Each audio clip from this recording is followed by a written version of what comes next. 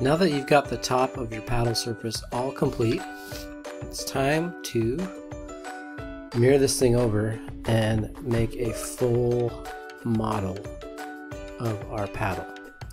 So I'm going to start by selecting all the curves and all the points using the select command, and I'm going to hide them. So all I'm dealing with is this top surface of the paddle. Once you've got that, I'm going to select this top surface, and I want to get in the right viewport to be able to make an easy mirror on this. So in my case, I'm coming to the front viewport, get this thing all in view, and then I'm going to use the mirror command, and I'm going to snap a mirror plane from one end to the other, so that now I've mirrored that from top to bottom. If we come back to the 3D perspective view, you'll see that we've got this thing mirrored. Now, a paddle does not come to a sharp edge like we have right now, so we need to take this paddle, and it's halves right now, and I'm going to just send this a 1/4 inch down so that we've got a 1/4 inch of space between the top of the paddle and the bottom of the paddle. And that's going to allow us to give kind of a straight edge around the side of that paddle, which will be a more graceful transition. You've got to check the thickest part right there, and it's 1.838 inches. Which is just about how much material we've got in our paddle blanks. So we want to make sure you're not getting above 1 7/8 of an inch, because that's going to be a thicker paddle than we have the ability to cut from our paddle blanks. So I'm going to use the dupe border command here, because I need a curve from my surfaces. So select your surfaces, type in dupe border, and you can see it's going to duplicate a border around the edge of your surface, and we're going to use that to do a sweep to command. So I'm going to create this little cross section right at the tip.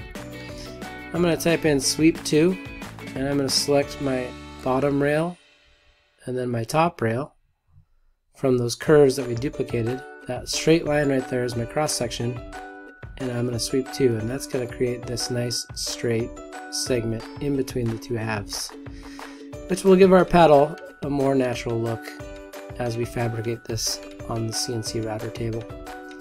So after I've got that, I'm going to grab it all and I'm going to join that all together. And what I'm looking for after I join is I'm going to type in what. And in the command line, I'll bring up this box, and it's going to say right now invalid polysurface. What we want is for this to say closed polysurface. So we have a problem here, and I'm going to check this by showing edges, and I'm looking for naked edges, and you'll see right there it says 2 naked edges. So if you come to the back of the paddle, you can see these little purple dots here. It's showing me that I've got a naked edge there, and that's going to mean that I can't fabricate this the way that I want it. So I am going to rebuild my paddle handle back here. I'm going to start with an arc shape.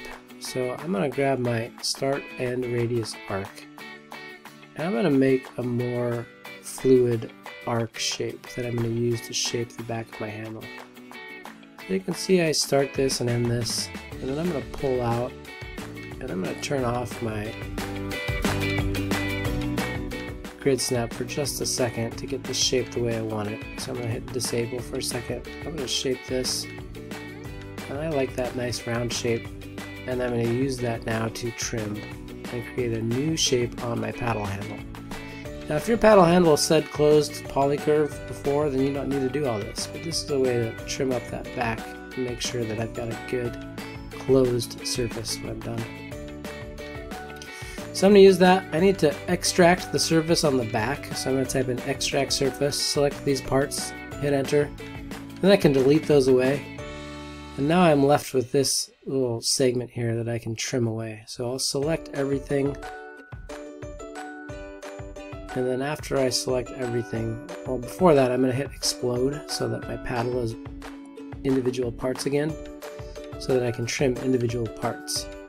So once I've got it exploded, I'm going to hit trim, and I'm just going to trim these parts away to get back to a paddle handle shape that is a little bit smoother than the one I had before, and also is going to allow me to join everything together into a closed shape.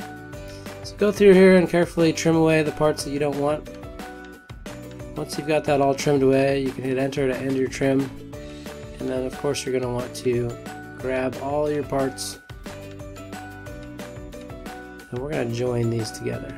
So I'm going to select everything and hit join. And then once again I want to go back and I want to look at my handle. I really like that. It's a lot smoother of a shape. I type in what, and now you can see the magic words closed solid poly surface. Last thing, I'll check for naked edges, and if you look up there in the command line, no naked edges. That means this is now a 3D part that is ready for manufacturing on the CNC router.